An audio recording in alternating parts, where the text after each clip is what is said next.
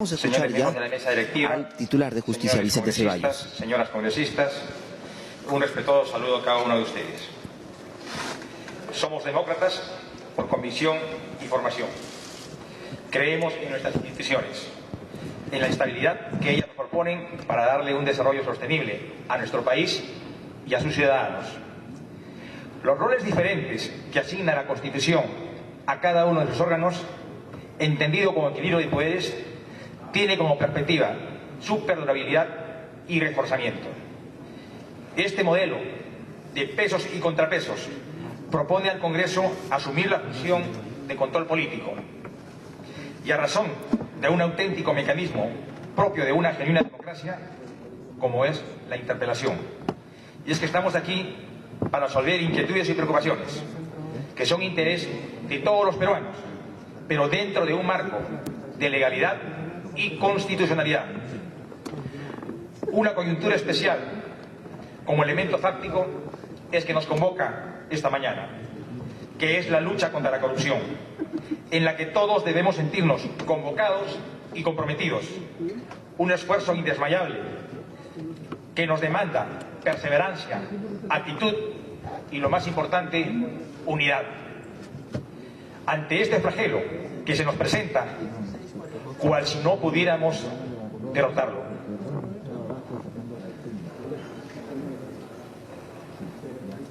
Alfonso Quirós nos dejó hace 6 años como legado la historia de la corrupción en el Perú. Es un problema endémico, es un problema estructural, es un problema que sembró daño y cosecha odios, pero lo más triste, siempre nos encuentra sumidos en la más profunda pasividad. Esta vez decimos no. Los peruanos decimos no. Parte de nuestra historia no puede seguir escribiéndose en las sombras de la vergüenza y el oprobio. ¿Y cuál es nuestra historia reciente? En el 2003, la Policía Federal de Curitiba, en Brasil, identificó a un modesto cambista, Alberto Giuseppe, quien tenía diversos negocios relacionados al lavado de carros, lavallato. Y obviamente las investigaciones policiales y posteriormente judiciales lo vincularon a esta enorme empresa llamada Petroobras, quien había adoptado una modalidad muy sui generis, innovando la corrupción, introduciendo a los dineros oscuros a través de diversos negocios para posteriormente transferirlos al extranjero. Profundizadas las investigaciones, se arribó a Odebrecht, con 168.000 empleados y presencia efectiva en 28 países. Y fue el juez Sergio Moro quien identificó que esta empresa no solamente formaba parte, sino que había impulsado un club, entre comillas, de la corrupción, predeterminado a obtener licitaciones y en un sistema adecuado a los tiempos modernos, bastante sofisticado para el lavado de activos. Odebrecht, y especialmente su filial petroquímica Braskem, cotizaba en la Bolsa de Valores de Nueva York, es decir, usaba el sistema financiero de Estados Unidos. Y a efecto de la seriedad de las investigaciones que se realizaron en este país norteamericano, el 21 de diciembre de 2016, Odebrecht celebra un acuerdo con Estados Unidos y Suiza para compensar los actos ilícitos. Odebrecht en este país, sociedad de paso, no ejecutó obra alguna, sino uso de sus sistemas financieros. Y en este contexto, el reconocimiento que hacía Odebrecht a estos oscuros movimientos financieros en Estados Unidos, su cabeza de la constructora, Marcelo Odebrecht, reconoció que se había acudido a un pago de $29 millones a funcionarios del gobierno peruano entre los años 2005 y 2014. Naturalmente, encendió necesarias y oportunas alarmas. Una reacción legítima. El Estado, como institución, no podía estar al margen de estos lamentables acontecimientos que se estaban denunciando. El Congreso reaccionó e instituyó una comisión investigadora. El Poder Ejecutivo instituyó una Procuraduría especializada, denominada para el caso Lavallato. Y en febrero de 2017, a escasos meses de haberse denunciado estos lamentables hechos en Estados Unidos, es que el Poder Ejecutivo pone en vigencia el Decreto Supremo 03-2017, cuyo objetivo era evitar la paralización de la ejecución de obras públicas o APPs y la ruptura de la cadena de pagos. Estuvo sujeta a contradicciones y observaciones. El Congreso finalmente, exactamente hace un año, es decir, en marzo del 2018, es que aprueba la Ley 30.737, que tiene como denominación Ley que asegura el pago inmediato de la reparación civil a favor del Estado peruano en casos de corrupción y delitos conexos, disponiéndose medidas que permitan que el país recupere las pérdidas ocasionadas por la corrupción. ¿Y qué regulaba de especial esta ley? 1. La suspensión de transferencias al exterior. 2. La adquisición y retención del precio de venta en el fideicomiso de retenciones y reparaciones. 3. Retenciones de importes a ser pagados por las entidades del Estado. Y 4. Anotaciones preventivas. Pero también una figura innovadora desde la perspectiva del derecho penal. Propuso la llamada colaboración eficaz para las personas jurídicas. Y es necesario precisarlo porque vamos a extendernos más adelante. Y una ley no podía caminar por sí misma, era necesario reglamentarla. En mayo de ese mismo año, 2018, es que se da el Decreto Supremo 096-2018, que viene a reglamentar esta ley, la 30.737. Hay un Estado que reacciona, pero también tenía que haber una justicia que reacciona. Y una de las primeras acciones que se determina a instancia de los fueros jurisdiccionales es que el 5 de enero del 2017 la Fiscalía logra un primer acuerdo con Odebrecht, por el cual se da un adelanto de 30 millones de soles, alrededor de 8.9 millones de dólares, que según disposición de la justicia están bajo administración en estos momentos del PRONAVI y son considerados como incautados. Es pues allí donde empiezan las acciones judiciales que compartiremos seguramente esta mañana. El Parlamento es un foro político por excelencia, debate, deliberación, pero es el Parlamento el nexo comunicacional con la opinión pública. Y más allá del debate, más allá de la crítica, más allá del aporte, es también un espacio necesario y oportuno para orientar a la opinión pública. Se han tejido muchas conjeturas, se han escrito muchas líneas, pero es necesario enmarcarlas en lo que establece la norma jurídica, legal y constitucional que regula este tipo de materias. La colaboración eficaz. Creo que en nuestra memoria inmediata lo más cercano es la ley de arrepentimiento en materia penal para delitos de terrorismo. Y hoy pasa a configurar la llamada colaboración eficaz. Y enfatizo, colaboración eficaz que está regulada en el Código Procesal Penal. Y esta es una norma de carácter vinculante, obligatoria. Ya preexistía en el Código Procesal Penal. Se han ampliado sus contenidos y alcances para las personas jurídicas en lo que respecta a las personas jurídicas. En el derecho brasileño, que se nos ha hecho últimamente tan usual, lo identificamos como delación premiada.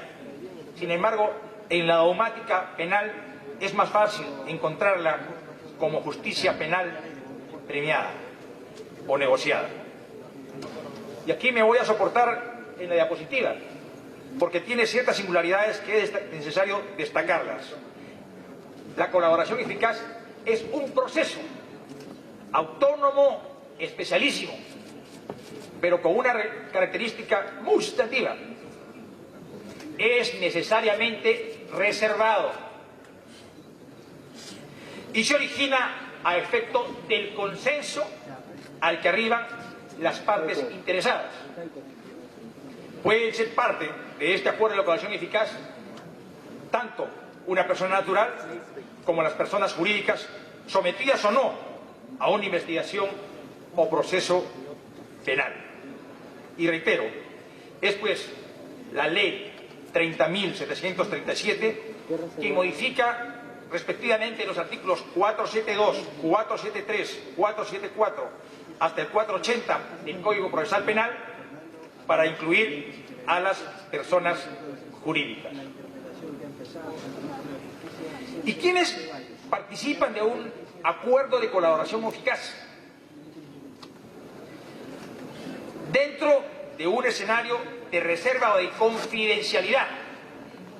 Primero, el fiscal, que promueve y recibe las solicitudes de colaboración y así evalúa si la delación es útil, es relevante o es corroborable.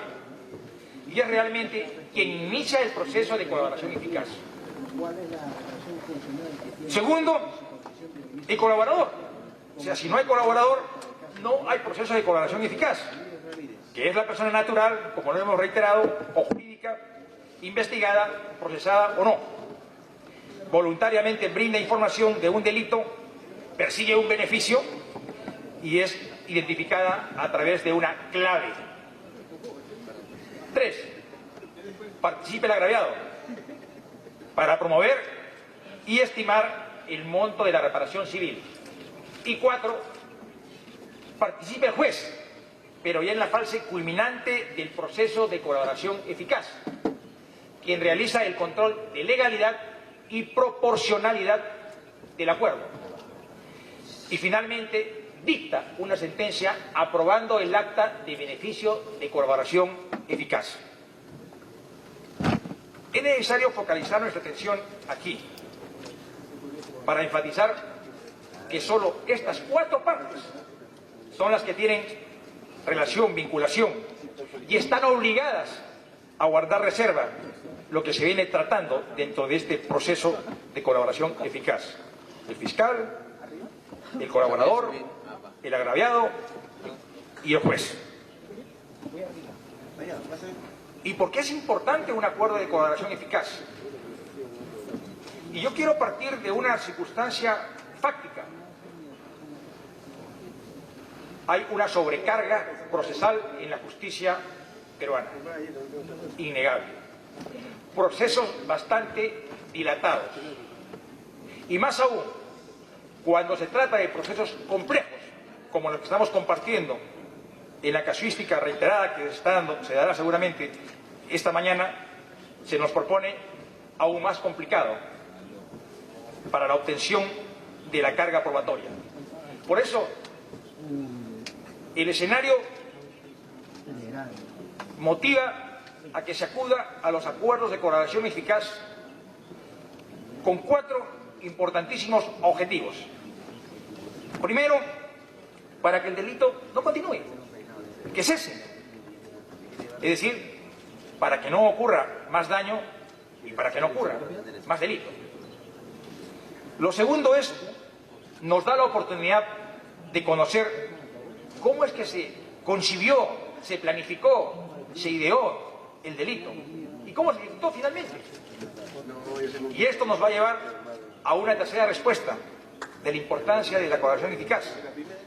Nos va a dar la oportunidad de identificar actores principales y secundarios, partícipes.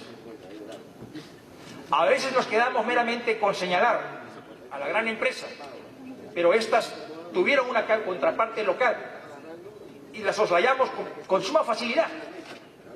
Bueno, estos acuerdos nos van a permitir, con el perdón de la expresión, aterrizar puntualmente en todos los que tuvieron algún nivel, grado o nivel de participación o vinculación al hecho que se viene investigando. Y en este proceso llegamos a la cuarta etapa, que es la recopilación. ¿Qué obtenemos con la colaboración eficaz? Instrumentos, efectos, fuentes de financiamiento, todos los insumos probatorios que van a permitir no solamente deslindar, sino particularizar responsabilidades y responsables. El proceso de colaboración eficaz, insisto, enmarcado en el Código Procesal Penal vigente, tiene estas 6 etapas. Calificación. Aquí participa exclusivamente el fiscal, quien evalúa la información y determina su utilidad o relevancia de esta información. 2. La corroboración. Con que se inicia el proceso de colaboración eficaz, se hacen actuaciones o diligencias de corroboración. Tercera etapa, celebración del acuerdo. Aquí se determinan los beneficios premiales, que los determina ¿quién? El fiscal. Y también la reparación civil, que la determina ¿quién? La Procuraduría. Es aquí, en esta tercera etapa, donde ya aparece y participa ¿quién? La Procuraduría, en representación del Estado. Cuarta etapa, el acuerdo de beneficio y colaboración. En otras palabras, el acto de suscribir el acuerdo de colaboración eficaz. La quinta etapa, que es el control y decisión jurisdiccional. En esta etapa, quien participa es el juez. Hemos compartido que se dice que al juez le corresponde homologar el acuerdo de colaboración eficaz. Técnicamente es aprobar. Es el juez quien finalmente debe aprobar el acuerdo de colaboración eficaz. Obviamente puede proponer algún nivel de observaciones y devolverlo para que el Ministerio Público pueda levantar las observaciones.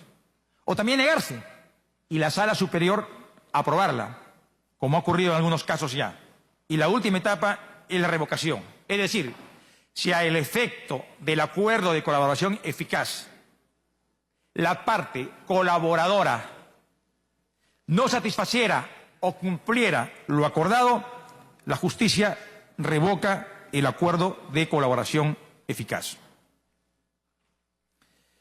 Y un tema que tenemos que ser bastante cautos e hilar bastante fino: la confidencialidad de la colaboración eficaz.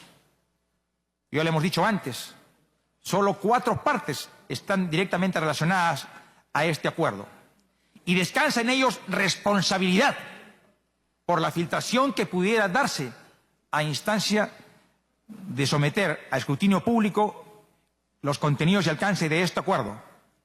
Este acuerdo solo rompe el grado de reserva una vez que es aprobado por el juez.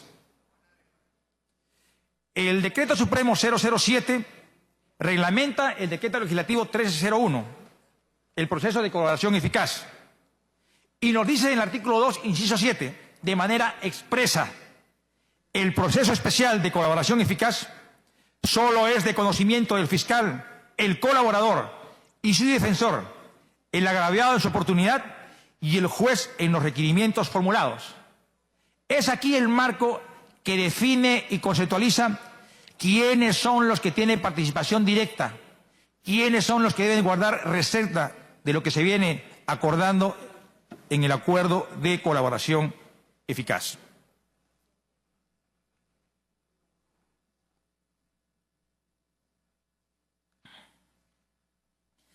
El acuerdo de colaboración eficaz es un reconocimiento de culpa. El colaborador asume culpa y obviamente en ese reconocimiento está asumiendo en qué hechos ha incurrido en ilícito penal. Y obviamente solo esos hechos pueden ser parte de este acuerdo de colaboración especial, lo que no implica que no pueda continuar acudiendo a su labor investigatoria el Ministerio Público en la etapa en que se encuentre. Así, Nuestro texto vigente, el 472 del Código Procesal Penal, de manera expresa nos señala: no comprende el procedimiento de colaboración eficaz aquellos cargos que el solicitante o sindicado o colaborador no acepte, en cuyo caso se estará a lo que se decida en la investigación preliminar o en el proceso penal correspondiente. Y así llegamos a la Ley 30.737, que tiene la particularidad de extender la colaboración eficaz a las personas jurídicas. Y nos reseña en su disposición 13ª, disposición complementaria final. Dice: a criterio del Ministerio Público puede: 1. eximir, suspender o reducir a las personas jurídicas o ente jurídico de las consecuencias jurídicas derivadas del delito sin que ello implique renuncia a la reparación civil que corresponda. Se está refiriendo a la responsabilidad penal. También puede: 2. eximir, suspender o reducir la aplicación de la presente ley, es decir, a la Ley 30.737, así como incluir dentro del acuerdo a las personas jurídicas pertenecientes al mismo grupo económico. Y 3. esta ley también faculta al Ministerio Público el beneficio de la inaplicación de los impedimentos previstos en el artículo 11, literal M y N del numeral 11.1, regulado en la Ley 30.225, Ley de Contrataciones del Estado.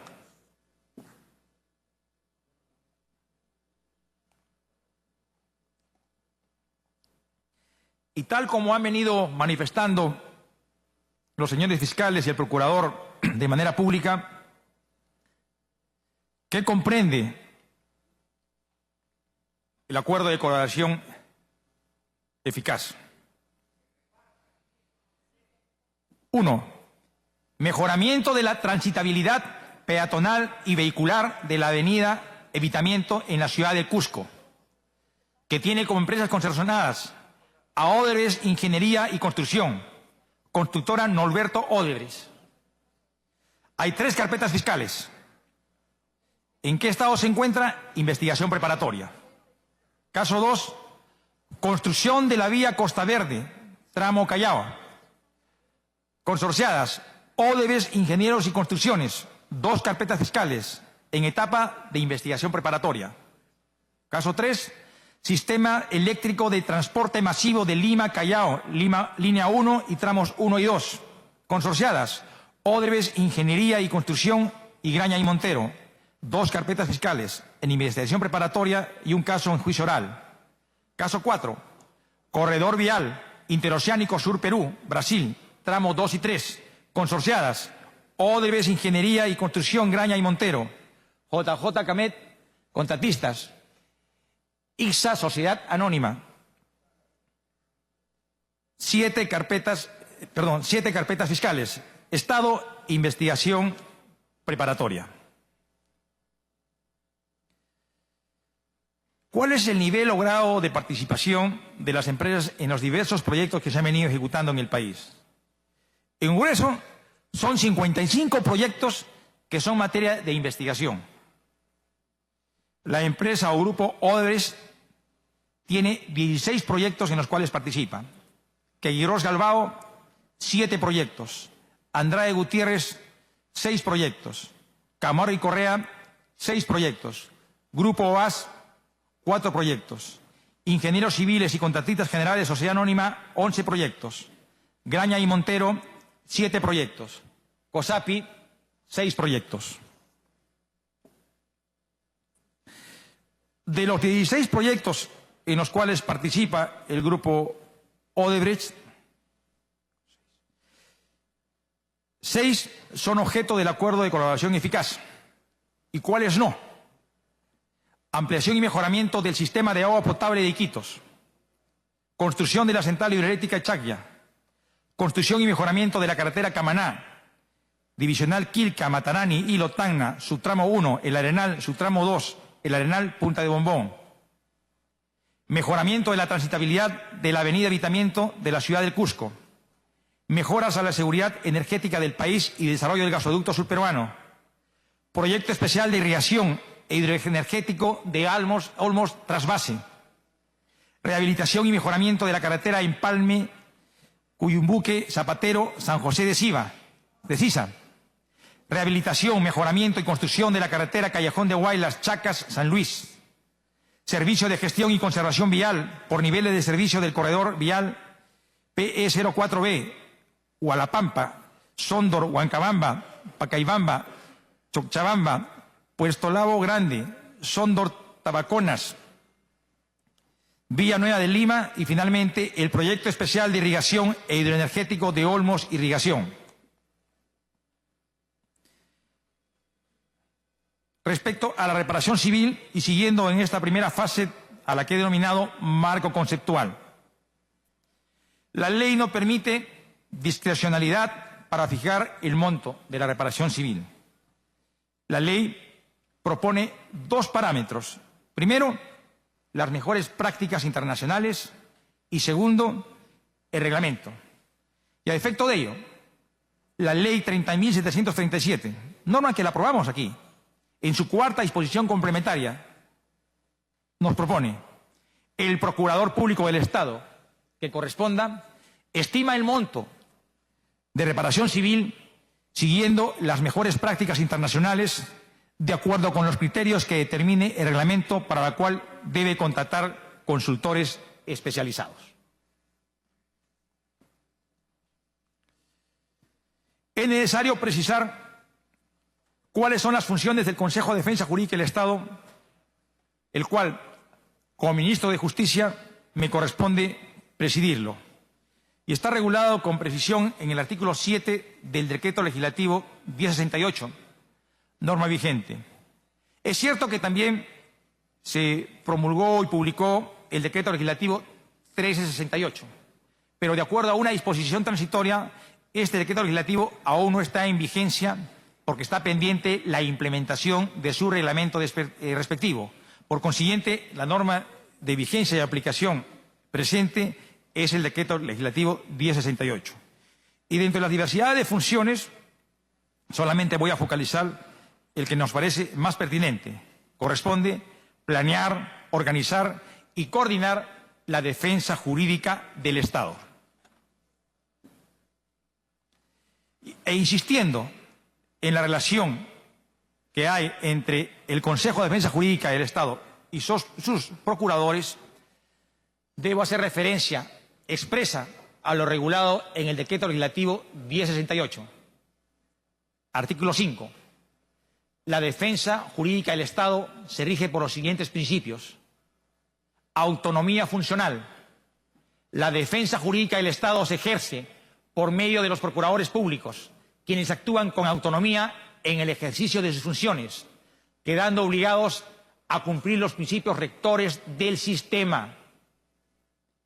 Y aún más, porque en este mismo Parlamento y en comisiones ordinarias y especiales se ha reclamado la autonomía funcional de los procuradores, a pesar de que ya la propia norma lo regulaba.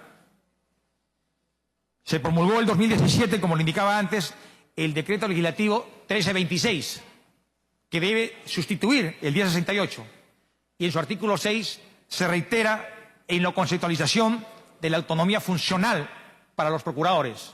Es la potestad que posee él o la Procuradora General del Estado, procuradores públicos y procuradores públicos adjuntos o adjuntas, de organizar y ejercer funciones libre de influencias e injerencias en concordancia con los demás principios rectores. Con estas precisiones, señor presidente, voy a pasar a resolver la primera interrogante que ya me ha trasladado el señor relator.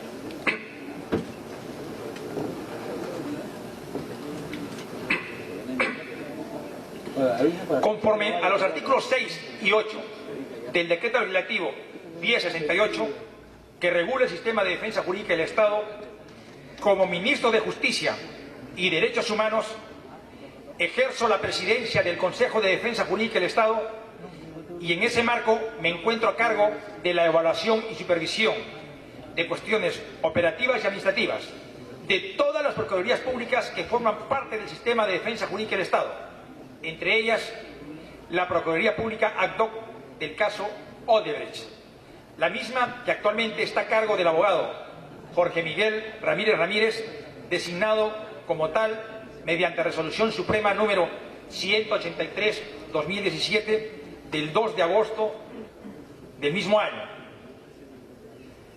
Al respecto, resulta imprescindible resaltar que los procuradores públicos son autónomos en el ejercicio de sus funciones conforme al artículo 5º del Decreto Legislativo 1068. Si bien existe una relación funcional con el Consejo de Defensa Jurídica del Estado, no existe dependencia funcional que emita injerencia por parte del Consejo de Defensa Jurídica del Estado en la labor técnica jurídica que desempeñan los procuradores.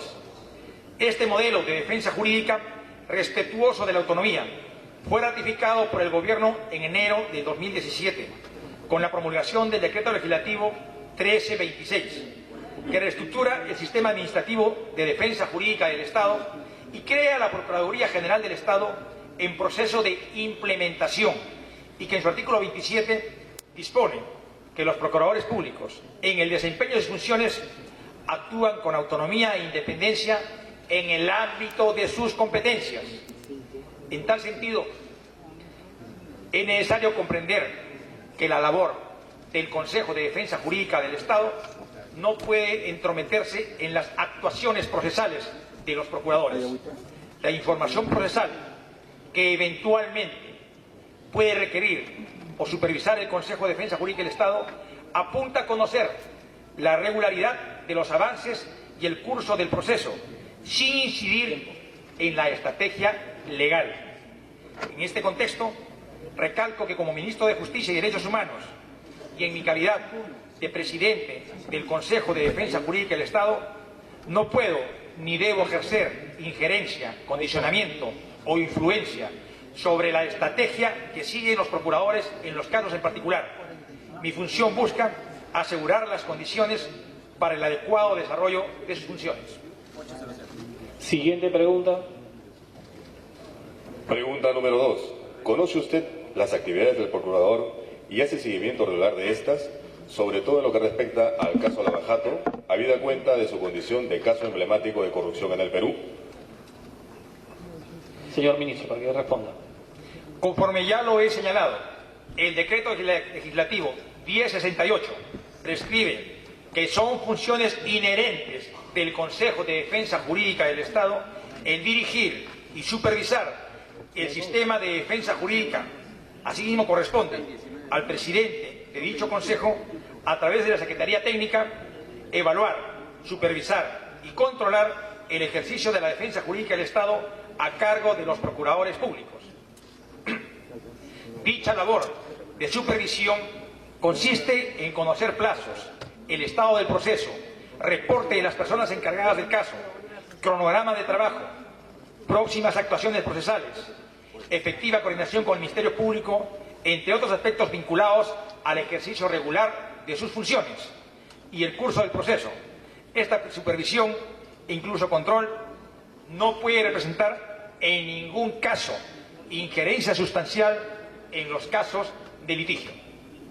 Es dentro de dicho marco legal que el Consejo programa como agenda de sus sesiones extraordinarias la presentación de distintos procuradores públicos para que puedan informar de manera general sobre sus actuaciones más relevantes, así como hacer llegar al Consejo aquellos aspectos que consideren pertinentes con la finalidad de identificar la problemática que viene presentándose en el ejercicio de sus funciones.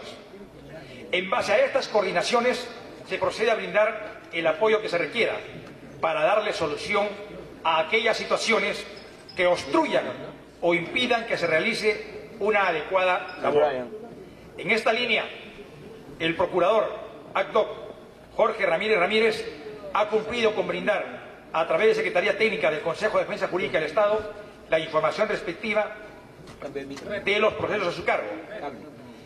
Si bien es cierto, este es un caso emblemático de interés nacional por los alcances, es necesario considerar la naturaleza particular de la colaboración eficaz, la misma que se desarrolla en un marco de confidencialidad.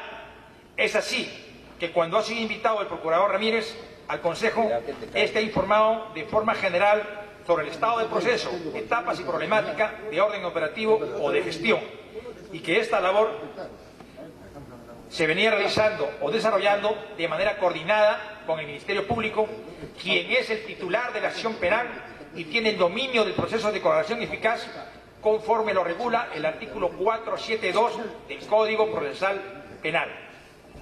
Es necesario señalar que cualquier intento de injerencia en el desarrollo de los actos procesales específicos que desempeñan las Procuradurías constituiría una extralimitación ilegal que puede acarrear responsabilidad administrativa o penal.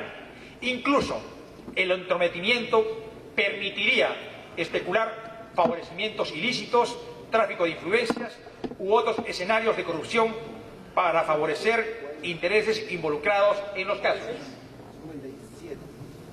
Siguiente pregunta. Pregunta número 3. Si en lo que respecta a la reparación civil que debe pagar la empresa Odebrecht al Estado peruano, usted conoce que el actual procurador ad hoc hace un año realizó un estimado indemnizatorio de 3.468 millones de soles, sustentado solo en el valor de 3 obras ejecutadas por Odebrecht, y que, solo por el caso Gasoducto Sur peruano, se estimó una reparación civil, una reparación ascendente a 1.482 millones de soles? Para que responda. Correcto. Sí, como es de conocimiento público, el actual procurador en enero del año 2018 estimó un monto de reparación ascendente a 3.468 millones de soles. De acuerdo al explicado en su oportunidad por dicho funcionario, esta estimación fue realizada sobre la base de las normas contenidas en el Código Civil. Además, este cálculo global estaba referido a los proyectos Irsa Sur, tramos 2 y 3, carretera Chacas Ancas y gasoducto sur peruano. Asimismo, se ha informado que la estimación del monto antes señalado se refería a la eventual reparación civil solidaria de Odebrecht y las demás empresas involucradas. Por el contrario, la estimación del monto de la reparación civil, materia de la presente interpelación, se ha realizado dentro de los alcances de la Ley 30.737, ley que asegura el pago inmediato de la reparación civil a favor del Estado peruano en casos de corrupción y delitos conexos, del 12 de marzo del 2018, y su reglamento, el Decreto Supremo 096-2018-EF del 9 de mayo del 2018, en la cual se establecen parámetros objetivos que han sido diseñados como fórmulas económicas para la determinación y aseguramiento del monto de la reparación civil. Resulta fundamental precisar que el nuevo marco normativo incide directamente en la diferencia advertida entre la estimación del monto de la reparación civil. Recordemos que la Ley 30.737 fue dictada para atender la problemática de la reparación civil, buscando la predictibilidad en su determinación, la cadena de pagos, así como las restricciones de operatividad comercial para aquellas empresas que habían aceptado actos de corrupción o que habían sido condenadas por ello. Ahora bien, es necesario recalcar que el convenio de colaboración eficaz suscrito con la empresa Odebrecht no limita la actuación del Ministerio Público ni de los procuradores, pues estos, dentro del ejercicio de sus funciones como titular de la acción penal y defensor de los intereses del Estado, respectivamente, continuarán adoptando las acciones necesarias para lograr las sanciones que correspondan y la consecuente reparación civil en relación de los proyectos que son actualmente materia de investigación. Siguiente pregunta. Pregunta número 4. ¿Es cierto que en el acta de acuerdo preparatorio de colaboración y beneficios suscrito por el procurador ad hoc con la empresa Odebrecht se ha establecido por concepto de reparación civil un monto ascendente tan solo a 610 millones de soles? Puede responder. En cuanto a la referencia al acta de acuerdo preparatorio de colaboración y beneficios, debemos señalar que este es un documento reservado y confidencial, y si bien es cierto que estaría circulando una copia de este documento y que es la base de esta interpelación, no puedo afirmar categóricamente que sea fidedigno y mal haría en hacerlo, porque rompería la reserva característica propia de estos procesos especiales. Por otro lado, podemos afirmar que en todo caso el acta de acuerdo preparatorio es solo un documento preliminar, que si bien sirve de base para el acuerdo de colaboración eficaz suscrito con la empresa Odebrecht, no es el documento definitivo que contiene todas las condiciones del acuerdo. Adicionalmente, debe quedar claro que únicamente se podrá conocer el acuerdo de colaboración eficaz una vez que éste sea homologado, mejor dicho, aprobado por el juez, lo que aún no ha ocurrido, y sometido al escrutinio del derecho a la crítica de las resoluciones consagradas en el numeral 20 del artículo 139 de la Constitución. En ese sentido, el artículo 476 del Código Procesal Penal señala que la sentencia de colaboración eficaz es oponible en cualquier estado del proceso. En cambio, si el juez no homologa el acuerdo, todo lo acopiado será tomado como inexistente. No obstante lo mencionado, y conforme a lo informado en la conferencia de prensa brindada por el Ministerio Público y la Procuraduría el reciente 15 de febrero del 2019, en un ejercicio de transparencia, se conoce que el monto acordado con la empresa Odebrecht como reparación civil en el marco de la colaboración eficaz suscrito el 15 de febrero del presente año ha sido de 610 millones de soles. Además, se espera recibir de reparaciones civiles, ya sea por otros acuerdos de colaboración eficaz o por sentencias judiciales. También se recibiría dinero por embargos e incautaciones de cuentas bancarias, inmuebles, vehículos y acciones de empresas. Siguiente pregunta. Pregunta número 5. Detalle usted cuál ha sido la fórmula para calcular el monto de la reparación civil y los criterios aplicados para el cálculo por el procurador ad hoc, funcionario dependiente de usted en su condición de ministro de Justicia y Derechos Humanos. Señor ministro.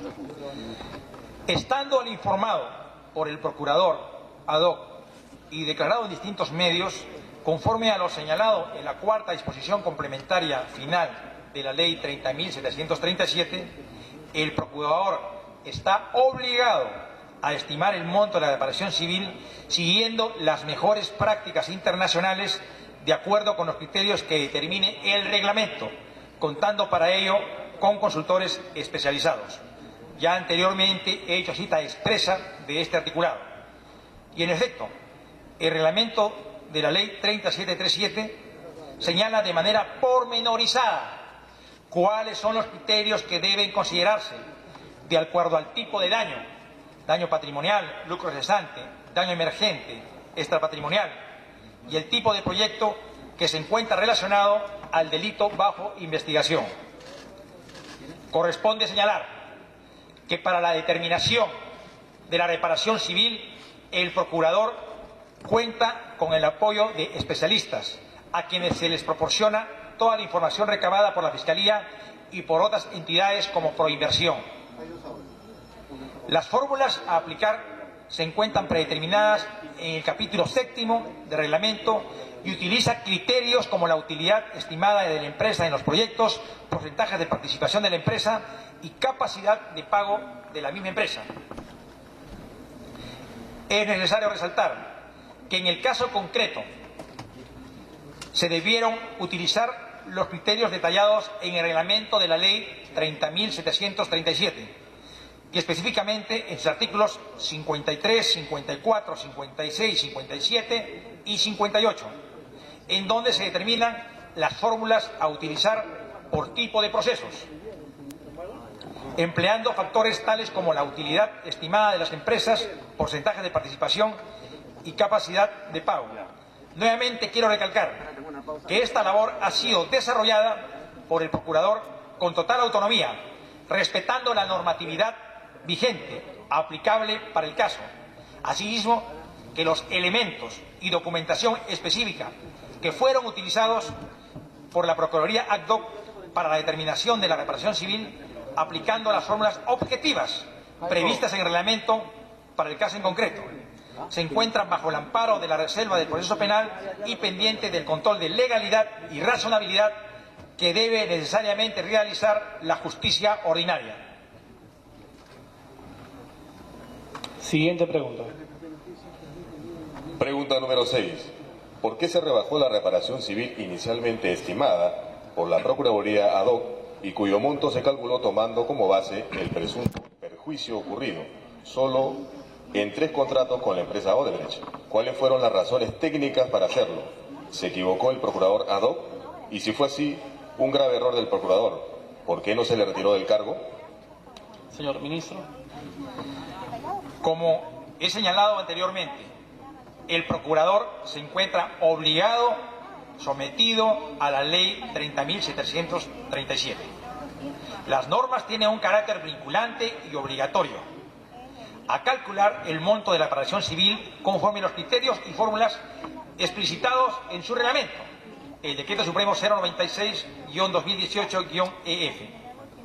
Afirmar que hubo rebaja en la reparación civil es incorrecto, teniendo en cuenta que en el cálculo se realizó con un marco jurídico distinto y comprendió otros proyectos. Tal es así que la reparación inicialmente estimada, no presentada formalmente, correspondía al monto de reparaciones aplicables a todas las empresas ejecutoras. Por ejemplo, para el proyecto Carretera Irsa Sur Tramo 2, la empresa ejecutora fue la concesionaria Interoceánica Sur Tramo 2 Sociedad Anónima, conformada por la constructora Norberto Odebrecht Sociedad Anónima, Graña y Montero Sociedad Anónima, JJ Contratistas Generales e Ingenieros Civiles y Contratistas Generales Sociedad Anónima, por lo que el monto de reparación civil indicado era aplicable a todas ellas, más las personas naturales involucradas, las mismas que tendrían que cancelarlo de manera solidaria. Como ya se ha indicado, el esquema varió con la posterior publicación de la Ley 30.737 y su reglamento, el Decreto Supremo 096, que establecen una serie de criterios y fórmulas a aplicar a fin de obtener de modo objetivo el monto de la reparación civil conforme lo he indicado en el ítem anterior. En el caso de la reparación civil estimada en el marco del acuerdo de colaboración materia de la presente exposición, es solo para la empresa Odebrecht en atención a su participación en los 4 proyectos en los que ha reconocido responsabilidad, no la responsabilidad civil de todas. A esto se sumaría la reparación civil de los responsables partícipes de los delitos con la empresa Odebrecht en estos 4 proyectos y en el resto de proyectos investigados. Ahora bien, es preciso dejar establecido que esto no quiere decir que más adelante, y según sigan avanzando las investigaciones, el Estado peruano no pueda requerir una nueva indemnización por daños y perjuicios en vía civil o penal, por hechos distintos a los que serían materia de este acuerdo. Finalmente, es preciso recordar que en el momento del debate para la aprobación de la Ley 30.737, en este Congreso exigíamos predictibilidad y lineamientos objetivos para el cálculo de la reparación civil y que no se deje este ejercicio a la libertad o decisión de cada señor procurador. Siguiente pregunta. Pregunta número 7. ¿Cómo explica usted que el procurador ad hoc para el caso Lavajato haya declarado en medios de comunicación que la estimación de la reparación civil se ha efectuado en el marco de lo establecido en la Ley 30.737 y su reglamento, el Decreto Supremo 096-2018-EF, y que en el texto del acta de acuerdo preparatorio de colaboración y beneficios, en la sección séptima, numeral 7.3, párrafo segundo, aparezca una aseveración contraria que precisa que, al haberse considerado eximir de los alcances de la ley 30.737 y atendiendo a la capacidad de pago de la empresa colaboradora, la Procuraduría y la persona jurídica colaboradora acuerdan que el monto de 610 millones de soles, como pago de reparación civil, será pagado en 15 cuotas anuales. Señor Ministro. Gracias. Reiterando lo referido en la pregunta 4, debemos señalar que el acta de acuerdo preparatorio de colaboración y beneficios, así como el propio acuerdo de colaboración eficaz, es uno que tiene carácter de reservado, conforme al reglamento del decreto legislativo 1301, que modifica el Código Procesal Penal para dotar de eficacia al proceso especial por colaboración eficaz, por lo que no se debe conocer hasta que el juez lo homologue o apruebe. Su develamiento puede implicar cometer delitos tales como revelación indebida de identidad, encubrimiento e incluso obstrucción a la justicia. No obstante, es necesario dejar en claro que no existe contradicción alguna en lo referido en la pregunta, en tanto que el marco del acuerdo sigue siendo la ley 30.737, lo cual dispone en su 13ª disposición complementaria final que el fiscal puede eximir, suspender o reducir la aplicación de dicha ley. Consideramos que se está confundiendo el cálculo de la reparación civil con el beneficio que le otorgará la Fiscalía a la empresa Odebrecht, aspectos que son completamente diferentes y que se encuentran a cargo de dos entidades también diferentes.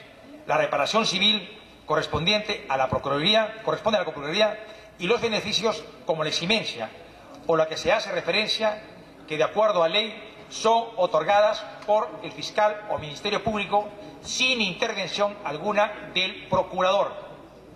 Como ya se ha indicado también, para el cálculo del monto de la reparación civil, el procurador debe respetar lo señalado por la norma vigente, sin excepción alguna.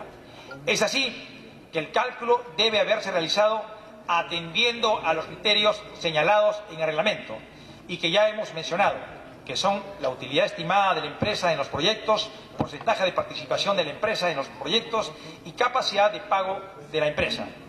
Por otra parte, la Fiscalía, en el marco de sus funciones y competencias y atendiendo al proceso de colaboración eficaz, se encuentra facultada para otorgar ciertos beneficios.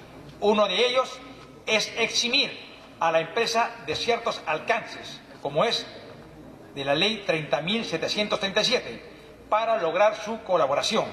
En esa medida, el detalle sobre este aspecto y la justificación del mismo le corresponderá absolver al Ministerio Público. Siguiente pregunta. Pregunta número 8. ¿Por qué en el acta de acuerdo preparatorio de colaboración y beneficios solo se han considerado 4 casos específicos: tren eléctrico, carretera interoceánica sur, tramo 2 y 3, Costa Verde Callao y vía de evitamiento Cusco, y no se han considerado otros contratos celebrados entre el Estado peruano y la empresa Odebrecht, en los cuales existen indicios de la comisión de delitos y perjuicio económico al Estado, tales como los que expuso el informe final de la Comisión Lavajato del Congreso de la República? Señor Ministro. En primer lugar, es necesario resaltar que el proceso por colaboración eficaz se encuentra dirigido por el Ministerio Público, conforme lo dispone, y lo he reiterado esta larga mañana, el artículo 472 del Código Procesal Penal. Este proceso es un mecanismo de la justicia penal negociada dentro del derecho penal premial. A través del mismo se busca que el arrepentido o colaborador eficaz proporcione información suficiente, eficaz e importante en orden de neutralizar una actividad delictiva, identificar las lógicas de actuación criminal de una organización delictiva, sus intervenientes y o entrega de bienes delictivos o ubicar su destino o paradero. Conforme lo dispone el artículo 473A del Código Procesal Penal, es recién, luego de concluidas las diligencias de corroboración, que el fiscal cita al procurador ad hoc para explicarle los alcances del proceso especial de colaboración eficaz y el resultado de lo actuado con relación a los hechos en su agravio, y otorga un plazo para que presente su pretensión civil. Es en ese momento que el procurador ha tomado conocimiento del proceso especial de colaboración y actúa conforme a sus funciones. Debo aclarar que el acuerdo tiene determinados alcances en base a las evidencias con las que cuenta el Ministerio Público y considerando la información que la empresa ha otorgado o busca otorgar. Ello no significa que los demás casos o proyectos dejen de investigarse o que se exima de responsabilidad a la empresa en aquellos casos no comprendidos en el acuerdo.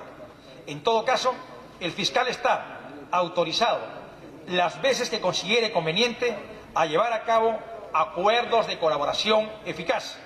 No hay norma que prohíba ello. En el caso en concreto, de acuerdo al informado por el procurador ad hoc y los fiscales a cargo, solo en dichos proyectos, tren eléctrico, carretera interoceánica sur tramos 2 y 3, Costa Verde, Callao y vía de evitamiento Cusco, Odebrecht habría reconocido responsabilidad penal. Recordemos que nos encontramos en el marco de un proceso de colaboración eficaz que parte del reconocimiento de la comisión o participación en el ilícito penal, colaborando con la justicia a cambio de la obtención de beneficios. El resto de los proyectos seguirán su curso y serán litigados en la vía judicial conforme corresponda, a fin de salvaguardar los intereses del Estado. Siguiente pregunta. Pregunta número 9. ¿Por qué en el acta de acuerdo preparatorio de colaboración y beneficios no se ha considerado, por ejemplo, el caso del proyecto Vías Nuevas de Lima, a cargo de la empresa Rutas de Lima, de propiedad de Odebrecht, cuyo contrato fue suscrito durante la gestión de la ex alcaldesa Susana Villarán y que motivó una denuncia penal que fue conocida por el fiscal Hamilton Castro, titular de la Fiscalía Supraprovincial Corporativa Especializada en Delito de Corrupción de Funcionarios, quien en su oportunidad abrió investigación preliminar y cuya carpeta fiscal fue entregada al equipo especial para el caso Lavajato del Ministerio Público, dirigido por el fiscal superior Rafael Vela Barba, hecho que además ha sido corroborado por el propio fiscal Barba en declaraciones realizadas en el programa televisivo Panorama el domingo 27 de enero del presente año. El procurador ad hoc desconocía de la existencia de este caso o se le dieron instrucciones para apartar de la negociación del preacuerdo de colaboración eficaz a este caso. Señor ministro. Gracias, presidente. Reiteramos, el contenido cierto del acuerdo de colaboración eficaz es reservado y confidencial. Asimismo, como se ha mencionado, la delimitación de los casos que serán sometidos al proceso de colaboración eficaz es exclusiva competencia y autoridad del Ministerio Público, conforme lo prescribe el artículo 472 del Código Procesal Penal, con participación de los procesados, siendo estos últimos los que voluntariamente deciden en qué casos están dispuestos a colaborar. Este margen de consenso está a cargo del Ministerio Público.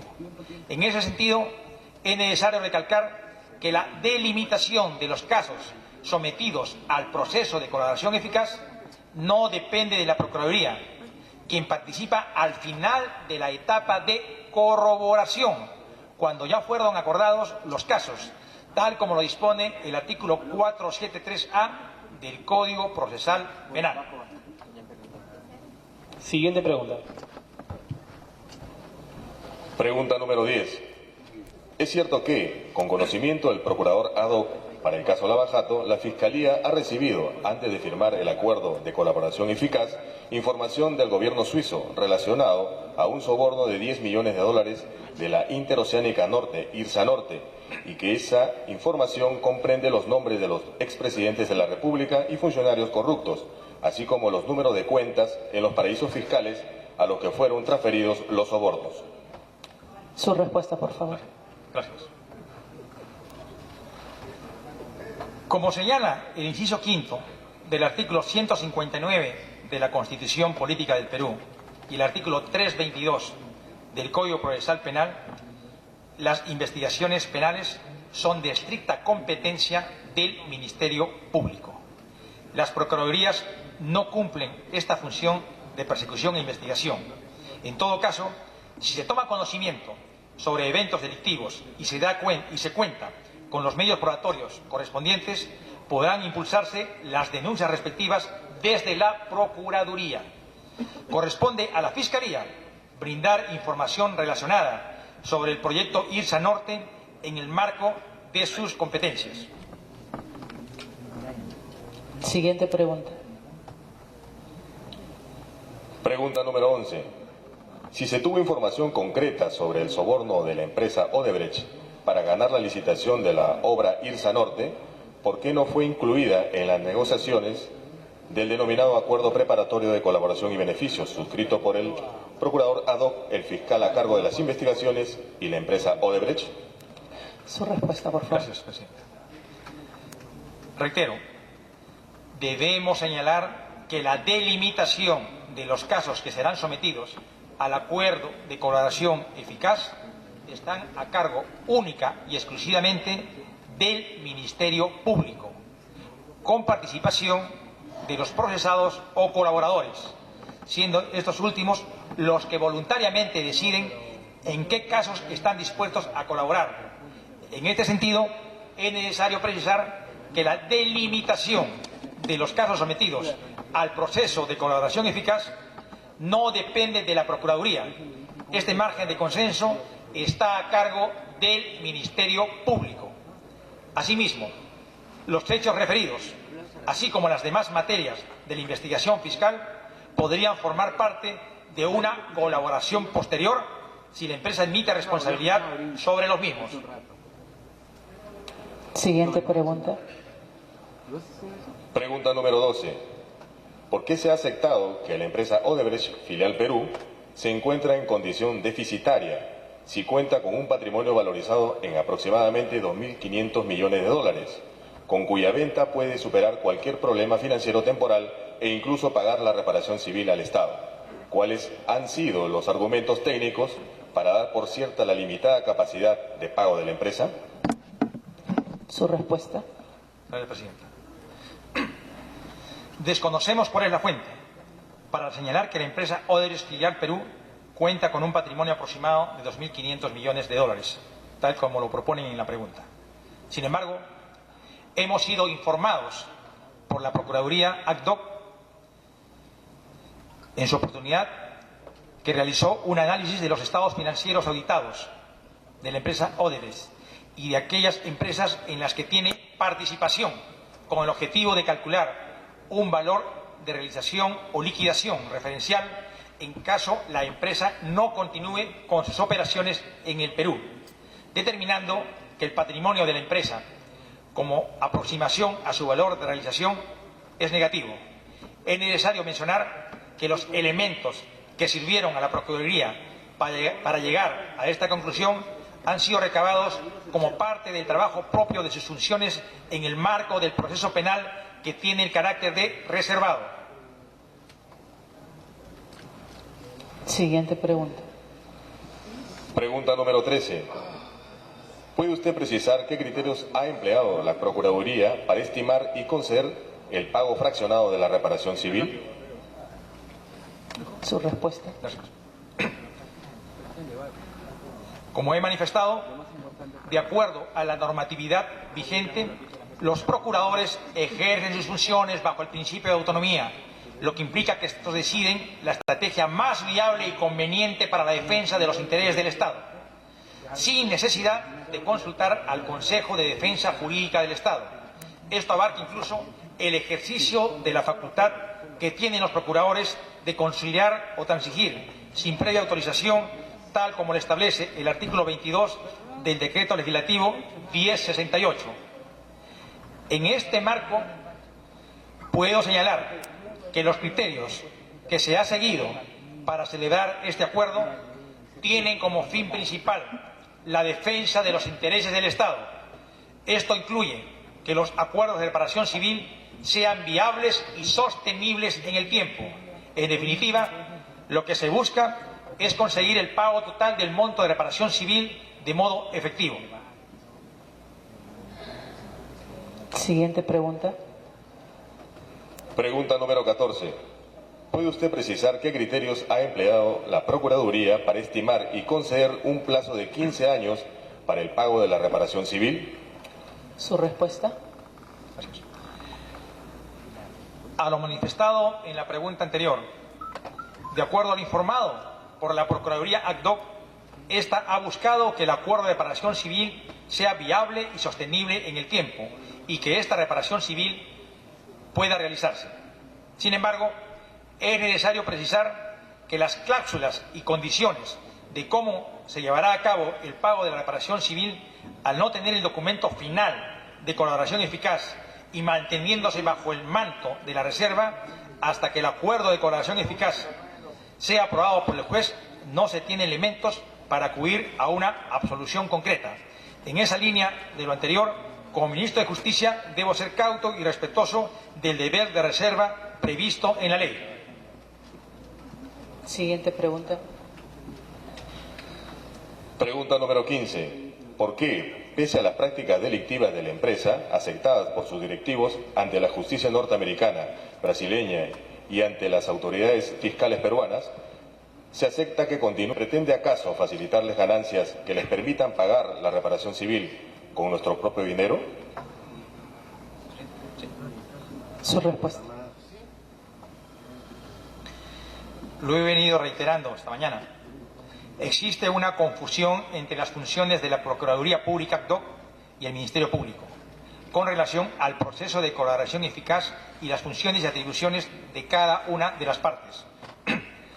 Como se ha dejado en claro en la pregunta 8, es el Ministerio Público el ente a cargo de establecer y negociar sobre lo que versará el acuerdo de colaboración eficaz y los beneficios que le serán otorgados al colaborador, de conformidad con el tipo de información y la relevancia de esta para el proceso de investigación.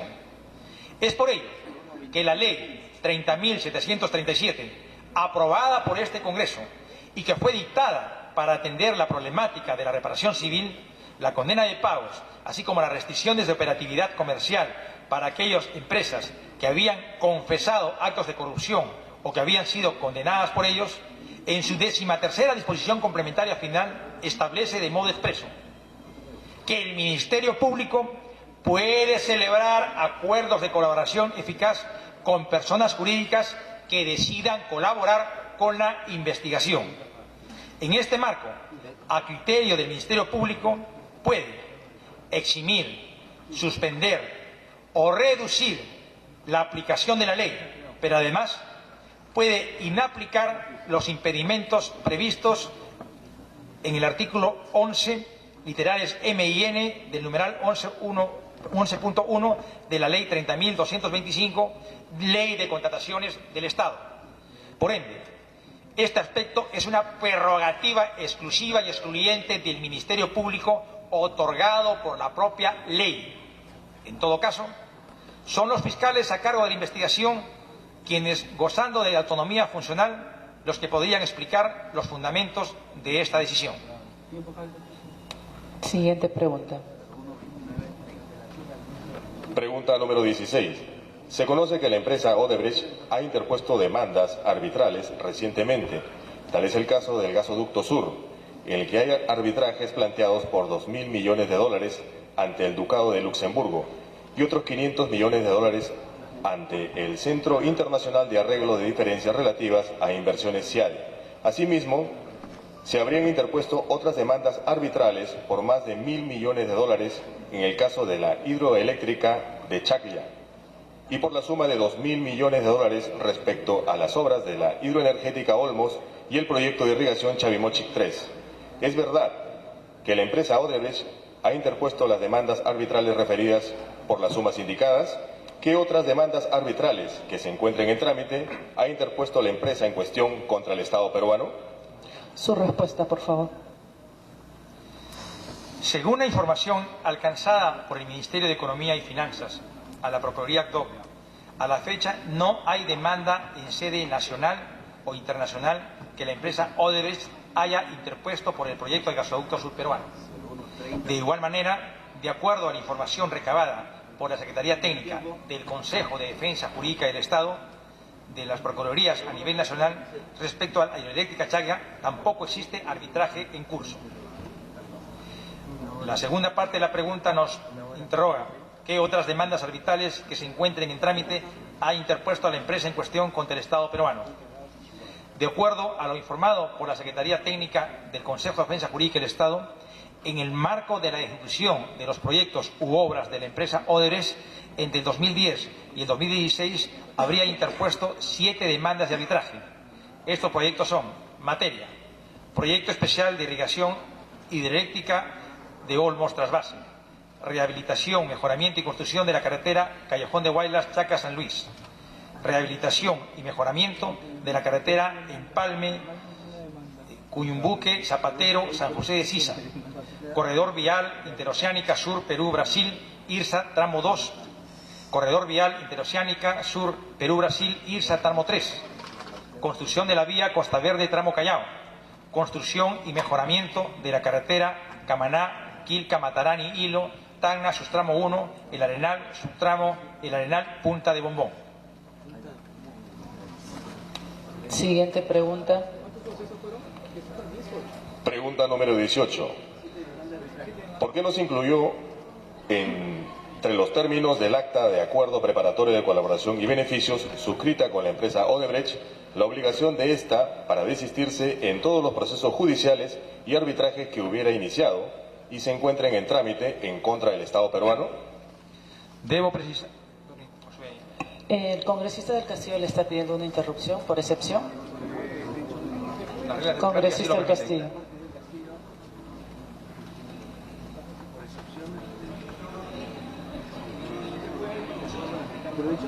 Lo ha advertido el presidente. Lo ha advertido el presidente. Estoy apretando, ya, ok. No, muchas gracias, Presidenta. No, le agradecía al ministro, en la pregunta anterior no entendimos bien, porque él hablaba de que habría 7 demandas y mal no entendí. ¿Podría repetir esa parte? ¿Quién demanda a quién y en dónde? Los casos los entendimos, pero el sentido de la acción, no sé si penal o civil o qué tipo de juicio se ha puesto y en dónde.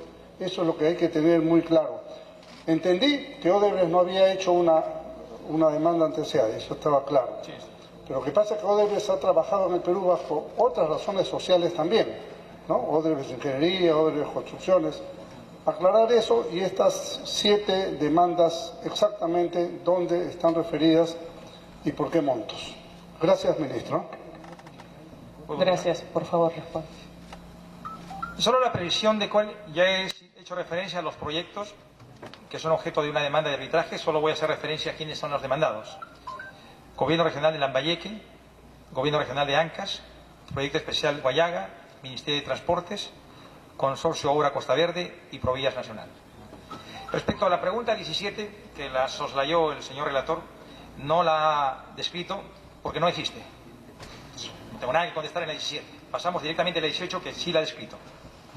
Respecto a la pregunta 18, el proceso especial de colaboración eficaz tiene diversas etapas conforme al Código Procesal Penal y cualquier acuerdo firmado por las partes, fiscal, procurador, aspirante a colaborador, etcétera, es sometido a un control judicial donde se evalúa su legalidad, proporcionalidad, oportunidad de los beneficios, etcétera, siendo un tema estrictamente jurisdiccional, lo cual no está en el ámbito funcional que me corresponde. Máxime si en esta clase de proceso rige el principio de reserva y confidencialidad. Asimismo, debe recordarse que en el ámbito de la reparación civil, el procurador ACDOC está limitado al ámbito fáctico que el fiscal a cargo ha determinado, con el postulante a colaborar eficaz en dicho proceso. En este caso, toda actuación está limitada en los que la empresa ha reconocido responsabilidad, lo que no quiere decir que la Procuraduría competente no pueda iniciar las acciones necesarias para la defensa de los intereses del país. Es necesario precisar que existe un acuerdo de colaboración final que releva el acuerdo preliminar y cuyos contenidos y alcances se desconocen por la reserva del proceso. No se tiene conocimiento de los términos específicos que regulan. Creo que esto amerita una precisión más didáctica. La pregunta es, si hay 7 demandas de arbitraje, ¿cuál es el sentido, el concepto o la regulación recogida en el acuerdo de colaboración eficaz definitivo? No estoy en la capacidad de absolver esa inquietud, porque este acuerdo está en la etapa culminante, cuál es la homologación o aprobación por parte del juez penal. Y más aún, mi responsabilidad, no solamente como funcionario público, sino como ciudadano, es salvaguardar el proceso de colaboración bajo la premisa de reserva y confidencialidad. Siguiente pregunta. Pregunta número 19. Usted y el presidente de la República, como titulares del Ministerio de Justicia y del Poder Ejecutivo, conocieron y autorizaron al procurador ad hoc a suscribir el acta de acuerdo preparatorio de colaboración y beneficios con la empresa Odebrecht en los términos en que se conoce. Su respuesta, por favor. Gracias, Presidenta. Si bien no podemos afirmar la fidelidad del documento a materia de la presente interpelación y que en todo caso constituye un documento preliminar, debemos reiterar que conforme al literal B del artículo 5 del Decreto Legislativo 1068, que regula el sistema de defensa jurídica del Estado, los procuradores públicos actúan con autonomía en el ejercicio de sus funciones, con lo cual no resulta propio que su labor técnico-jurídica como abogado del Estado dependa direccionadamente o autorizada de funcionarios externos. Mi actuación como presidente del Consejo de Defensa Jurídica del Estado es verificar que los procesos están siendo impulsados en el marco de las competencias legales. En el presente caso, el procurador permanentemente ha mostrado proactividad y atención oportuna a los casos que se le han encargado. Por otro lado, el presidente de la República de ningún modo y en ningún caso puede tener algún nivel de participación o capacidad de decisión sobre los procesos en marcha. Hacerlo implicaría una injerencia directa en la autonomía funcional de la Procuraduría. Siguiente pregunta. Pregunta número 20. ¿Por qué en lugar de suscribir el denominado acta de acuerdo preparatorio de colaboración y beneficios no se evalúa e impulsa la intervención de la empresa y el embargo de sus activos para cautelar el pago de la reparación civil por el daño causado al Estado peruano? ¿Por qué se conceden privilegios excepcionales que favorecen la impunidad para una empresa y sus ejecutivos que han protagonizado el caso más grave de corrupción en la historia del Perú? Su respuesta, por favor. Gracias. Como he manifestado de forma reiterada esta mañana, de acuerdo al marco normativo vigente, los procuradores ejercen sus funciones bajo el principio de autonomía, lo que implica que estos deciden la estrategia más pertinente, viable y conveniente para la defensa de los intereses del Estado, para cada caso en particular, sin necesidad de consultar al Consejo de Defensa Jurídica del Estado. No obstante, y conforme a la normativa vigente, debemos señalar que respecto a un posible embargo de los activos de la empresa Odebrecht, el decreto de urgencia 003-2017 estableció restricciones al patrimonio de las empresas comprendidas en delitos contra la administración pública.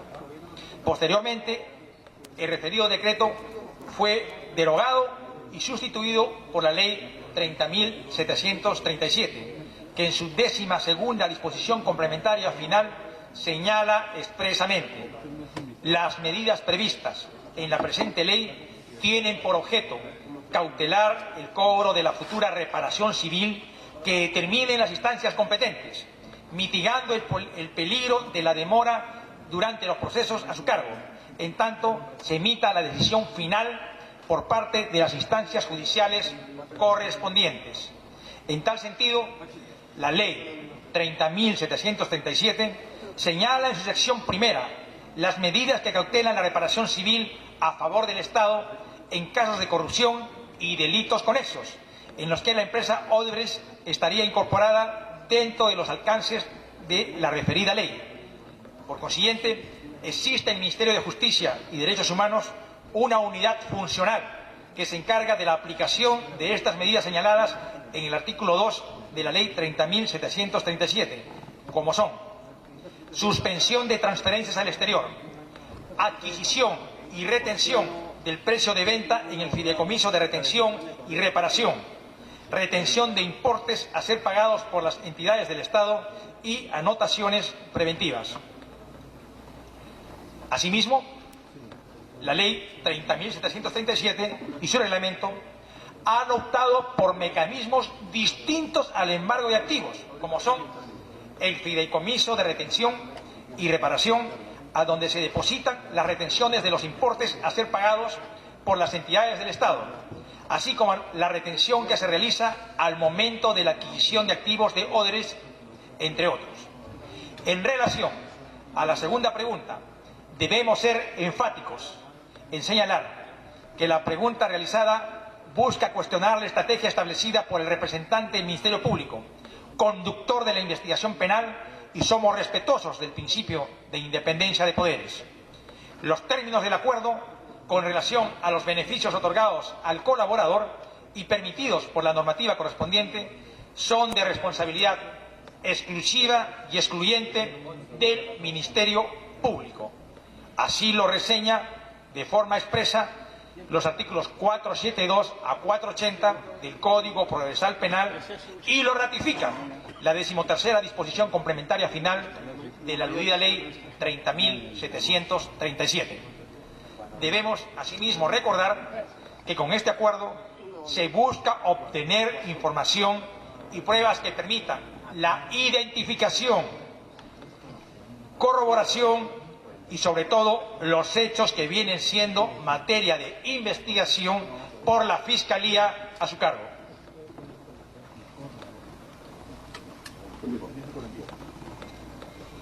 Siguiente pregunta. Pregunta número 21. Si el proceso de extradición del expresidente Alejandro Toledo se inició en mayo del año pasado, hace ya 8 meses, luego de que en febrero de 2017 se pidió su prisión preventiva por los sobornos ascendentes a $20 millones que recibió de la empresa Odebrecht, según declaración del propio Marcelo Odebrecht, para adjudicarse las obras de la carretera Interoceánica Sur en los tramos 2 y 3. ¿Cuál es la razón por la cual hasta ahora no se ha designado un abogado que represente al Estado peruano en el proceso de extradición del señor Toledo en los Estados Unidos de Norteamérica? Señor Ministro. Gracias, señor presidente. Lo primero que debemos tener en claro es el procedimiento de extradición entre Perú y los Estados Unidos de América, a fin de poder verificar el estado del proceso y la necesidad de contar con un abogado. Al respecto, si bien, como se señala, desde febrero del 2017 existe un mandato de detención internacional o alerta roja en contra del señor Alejandro Toledo, a fin de que éste pueda ser detenido y posteriormente extraditado. Debo precisar que se conozca que para el caso de Estados Unidos la notificación o alerta roja no surte el mismo efecto que en los otros 190 países miembros de la Interpol, pues este habría presentado reserva al tratado. En esa medida, cualquier solicitud de detención debe ser aprobada previamente por un juez federal. Es por ello que el juez Concepción Carguancho, en febrero de 2017, formó un cuadernillo de retención con fines de extradición para ser remitido a los Estados Unidos de América, Esta solicitud fue remitida a través de la autoridad central al Ministerio de Relaciones Exteriores, que a su vez remitió la solicitud a su homólogo, el Departamento de Estado de los Estados Unidos. A la fecha, esta solicitud, luego de obtener el visto bueno del Departamento de Estado, fue remitida al Departamento de Justicia para su evaluación, donde se encuentra pendiente. Considerando que existían elementos suficientes para formalizar el pedido en el mes de febrero del 2018, el juez Concepción Carguancho formalizó el pedido de extradición de Alejandro Toledo Manrique para que siga su trámite ante la Corte Suprema y el Poder Ejecutivo. Es con fecha 22 de marzo, hace un año, del 2018, que mediante Resolución Suprema 54/2018 el Poder Ejecutivo accedió a la solicitud de extradición activa de Alejandro Toledo Manrique por los delitos de tráfico de influencias, colusión y lavado de activos, y dispuso su presentación por vía diplomática a los Estados Unidos. La cuarta semana de mayo, Cancillería o el Ministerio de Relaciones Exteriores peruano confirmó la entrega del cuadernillo de extradición del señor Toledo Manrique al Departamento de Estado de los Estados Unidos, pendiente hasta la fecha. Ahora bien, recibida la solicitud del Departamento de Estado, en todos los casos procede a evaluar los siguientes aspectos: si existe un tratado vigente, la doble incriminación, aspectos formales como que el expediente esté completamente traducido, y finalmente se hace un análisis político del pedido respecto a los riesgos e implicancias del caso para sus relaciones diplomáticas con el Perú. Esta etapa aún es de nivel diplomático. Por ello, como una buena práctica del Departamento de Estado, suele solicitar algunas aclaraciones o complementar el pedido a efecto de que pueda superar los estándares probatorios de la jurisdicción federal. Y efectivamente, se plantearon en el mes de junio y julio del año pasado algunas observaciones que oportunamente fueron absueltas por la Unidad de Cooperación del Ministerio Público y por Cancillería peruana. Cabe señalar que desde el inicio existe una coordinación entre el Departamento de Estado y Departamento de Justicia para que el pedido tenga éxito. Cuando el Departamento de Estado culmina su evaluación y da su visto bueno, procede a trasladar oficialmente el pedido al Departamento de Justicia, que inicia un proceso de evaluación más rigurosa, pues aquí se verificará que en el caso exista la llamada causa probable. Este análisis se hace de la mano de un fiscal.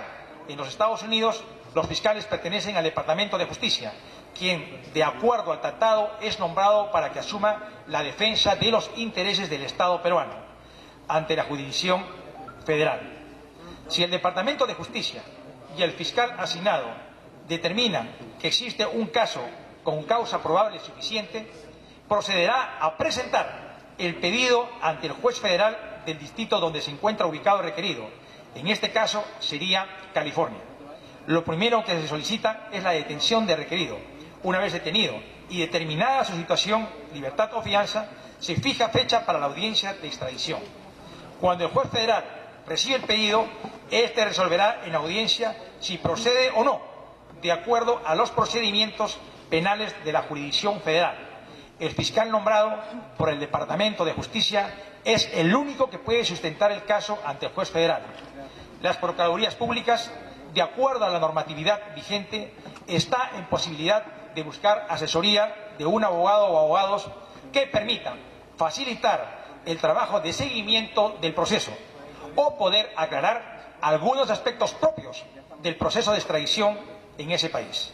Es por ello que mediante Resolución Suprema 033/2019 del Ministerio de Justicia, publicada el 2 de febrero del 2019, se autorizó la contratación del estudio de abogados Foley Hock LLP a fin de que brinde asesoría y asistencia en los procesos de extradición seguidos en los Estados Unidos contra los ciudadanos Alejandro Toledo Manrique, Mariela Janet Huerta Minaya y Gustavo Fernando Salazar Delegado.